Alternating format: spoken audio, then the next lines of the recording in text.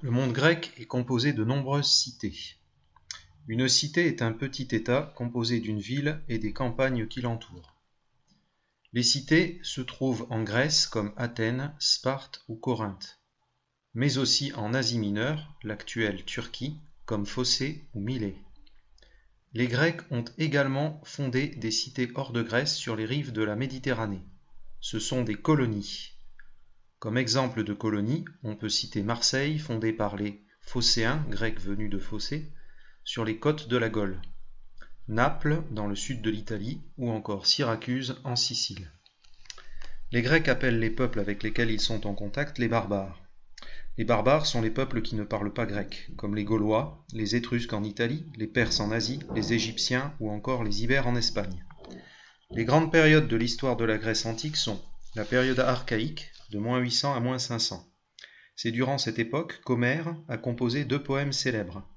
L'Iliade, qui raconte la prise de Troie par les Grecs et dont le héros est Achille.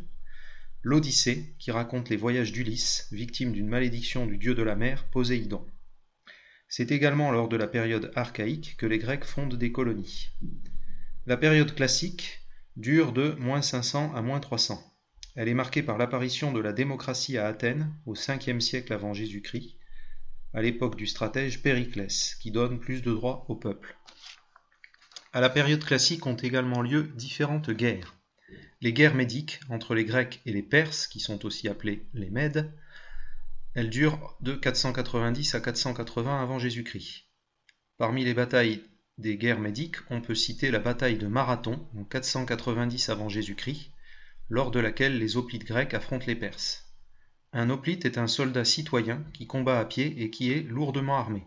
Il possède un casque en bronze, une armure, une lance, un bouclier et une épée. Les hoplites athéniens remportent la victoire contre les Perses à Marathon. L'autre bataille importante des guerres médiques est la bataille navale de Salamine en 480 avant Jésus-Christ.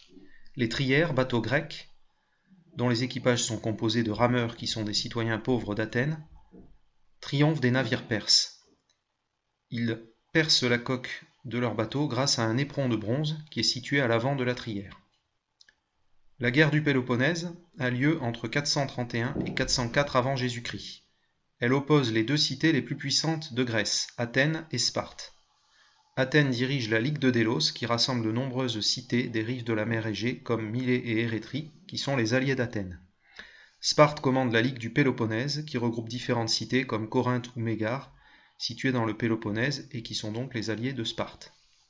Les Grecs partagent la même langue et la même écriture.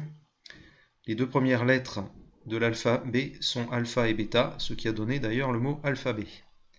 Les Grecs partagent aussi la même religion. Ils sont polythéistes, c'est-à-dire qu'ils croient en plusieurs dieux.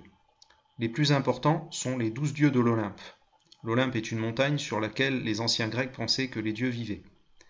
Parmi les principaux dieux de l'Olympe, on peut citer Zeus, le roi des dieux, dieu du ciel et de l'orage, qu'on reconnaît car il tient la foudre et un sceptre, et il a pour symbole l'aigle, roi des oiseaux. Sa fille Athéna, la déesse de la sagesse et de la guerre, qui ressemble à une jeune femme en armure avec un casque, une lance et un bouclier. Son oiseau est la chouette, et elle a donné son nom à la cité d'Athènes. Athéna protège les héros grecs comme Ulysse. Poséidon, frère de Zeus, est le dieu de la mer et des océans. Il a la barbe et les cheveux bleus et possède un trident avec lequel il peut déclencher des tempêtes. Apollon, fils de Zeus, est le dieu de la musique. Il joue de la lyre. C'est également le dieu du soleil et ses flèches symbolisent les rayons du soleil. Héra est la femme de Zeus, la reine des dieux, et elle protège les femmes. Les dieux et les déesses sont vénérés dans des sanctuaires.